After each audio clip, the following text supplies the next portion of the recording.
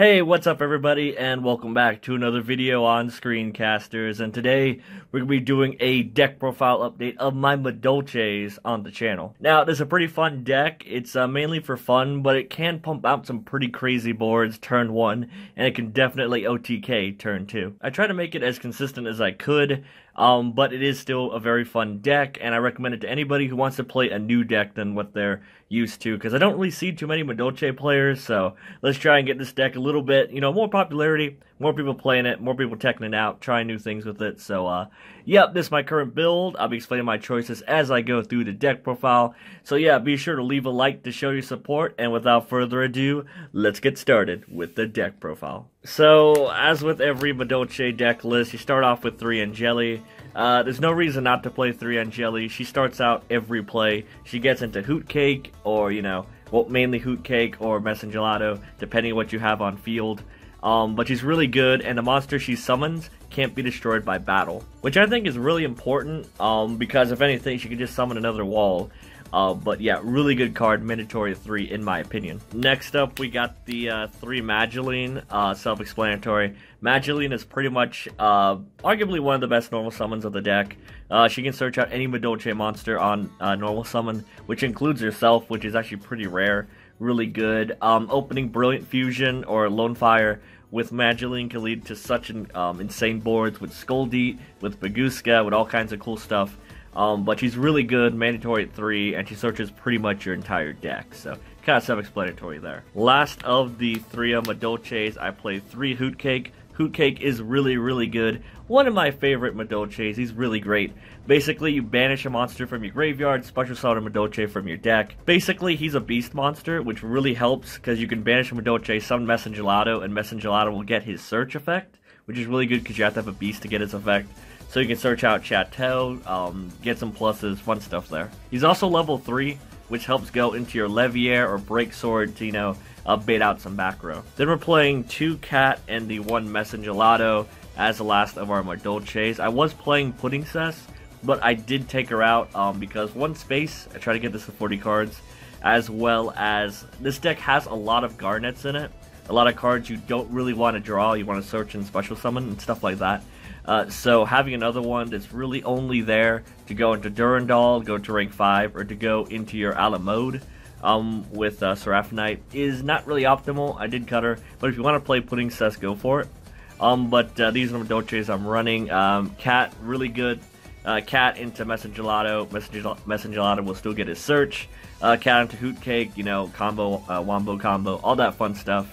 But Cat, I might cut it to 1 because there are a lot of hand traps running around. If it does get Valor, that kind of sucks, but yeah, it's pretty good in my opinion. So yeah, that's it for the Madolche side of the deck. So of course we're playing Brilliant Fusion, so there has to be a way to get to that Brilliant Fusion reliably, right? So we got the 3 Lone Fire Blossom, the 3 Orphis, Scorpio, and then the 1 Cobra. Basically, the best normal summon of the deck is Lone Fire along with your Madeline. So what you do is Lone Fire into Lone Fire into Lone Fire into Scorpio, discard a monster because you run so many, and special summon the Cobra from your deck. Cobra will search out Brilliant Fusion, and then you could go off your plays there. You get another normal summon. You can go into Skuldeat with that board because you can send Trick Clown off the Brilliant Fusion. Skuldeat can special summon the Angeli from your hand to go off even more. Fun stuff, it's really good. I highly recommend this to anybody who's playing Madolches because it makes the deck a lot more consistent in my opinion. And for your Brilliant Fusion or other targets, you got 1 Trick Clown, the 1 Thousand Blades, and the 1 Lazuli. It really doesn't matter what Gem Knight you run, I just really like Lazuli. I think it's great.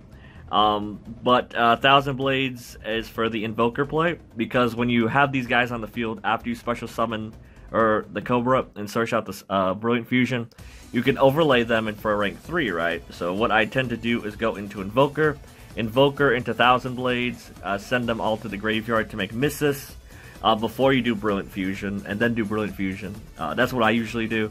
It depends on how you build the deck and what you have available to you. And Trick Clown, you send it off Brilliant Fusion, get another monster on field for Skuldeat, fun stuff like that. And honestly, I played Lazuli because of the Brilliant Fusion. And last of the main deck monsters, I wouldn't feel right playing this deck without playing at least some hand traps.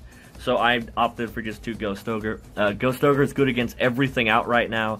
It's very powerful, and if you have to play hand traps, I recommend Ghost Ogre because it's easy to get into tins, and it's good against everything. Good against Electrum, good against any other meta deck that's out right now. Yeah, that's it for the main deck monsters. Onto the spells. And of course, we're playing 3 Brilliant Fusion, the heart and soul of the deck. It is basically amazing. You really want to get to it as quickly as possible. It gets to all your plays. It gets you 2 normal summons. It gets you 2 monsters on the field if you send Trick Clown. With the Seraphonite, it's just really, really good. And pretty much is a 1-card Skull Deep if you play your cards right. Then we got the 2 Pod Desires. The draws are really good. I don't play 3 because of space, but if you want to, play 4 it. I just don't have good luck with Desires. But it is really good. The draws do come in clutch, and is probably one of the best top decks in this game. Unless it gets ashed. Then we're playing 2 Twin Twister. Really, really good card. Kind of self-explanatory. This deck wants to combo off. It can go first, but it can also go second. But if you do go second, snapping those Solemns is very important because the deck can't really play through back row very well. You can get through 1 or 2 negates, but if there's a lot of back row, if you go against a very helmety deck, your deck kind of auto loses. So sniping that back row before you do plays might help. Yeah, we got 2 Chateau and then the 1 ticket, the special summon, or to search off the special summon off Messengelato. I have seen some people play 1 of each, 1 ticket and 1 Chateau. But I do find myself, with the Desires, you do banish some of your combo pieces, and I always want to get pluses with this deck. So I do find myself, if I have to play multiple copies of 1, I would play multiple Chateau, because multiple Chateau not only gives you an attack boost, it also shuffles back your monsters to recur your advantage. Really, really good card. But if you want, you can cut it for 1, but I think 2 is better in my opinion. Last of spells, you got 1 Soul Charge and the 1 Monster Reborn. This is basically after turn 1, Monster Reborn, reborning opponent monsters, hitting them with it. It's so good. It's so good. This card is so good. And Soul Charge, of course, bringing back your own monsters and making even bigger boards. Mainly for going first, but there's also more things you can do with it, depending what you have available. Last of the main deck, we got the Solemn Brigade. We got 2 Strikes, 1 Warning, and the 1 Judgment. Judgment is so good. It's probably one of the best cards in the game right now. Right up there with the Monster Reborn and Electrum. It's super good. No matter how many life points you pay off these other cards, you can always resolve the Judgment, which is really, really good. I'm very happy that this card came back. I do love this card. But mainly these are for going first and to set up your board. If something happens to stop your OTK, or if something happens to stop your turn 1 field, setting one of these is really powerful because it makes you still have some kind of control and interaction on your opponent's turn, whether you have a big board or not. So that's it for the 40 card main deck. Onto the extra deck. For the Link monsters, we got 1 Missus. She's usually there for Invoker and Thousand Blades. Really good 2 extra deck zones. Your whole deck is Earth. Why not play it? 1 Decode for linking up. Pretty good against the 2 Draco matchup. Got 1 Borreload. Really good if you're on the offensive. And then we got the 1 Skull Deep, Skull Dread, whatever his name is. He's really good. He lets you special summon an Angeli from the hand to help you go off after you shuffled your hand to get the mulligan. He's really big, he boosts your monsters, just a really good card. I find myself turboing him out almost every single duel I get to actually play in because his deck is very combo heavy. And it can get a lot done as long as it doesn't get stopped. And we got the 1 Seraphonite, kind of self-explanatory. The extra normal summon, level 5 body on the field. It's Earth, it's really good. Just kind of self-explanatory there. We got 2 of quite possibly the best removal in the game, non-targeting shuffling into the deck. It is Madolche Queen Tiramisu, really, really good. The waifu card, the main power play of the deck, and you can add those cards back to your hand if you have Chateau or Ticket Up. It's really, really good. We got 1 Chocolate out of mode. I don't really go into her often, and since you're not playing the pudding set, you don't get her effect. But if anything happens to my Tiramisu, I just stack her on top. Really good. Like if she gets Fog Blade or Fiendish Chain, those aren't really running around, but if something happens where she becomes a detriment, I just slap her on top. You know, fun stuff like that. Then we got the 1 Castel. Standard spot removal. We got 1 Baguska, probably one of your best first turns. Really, really good. We got the Utopia Lightning package.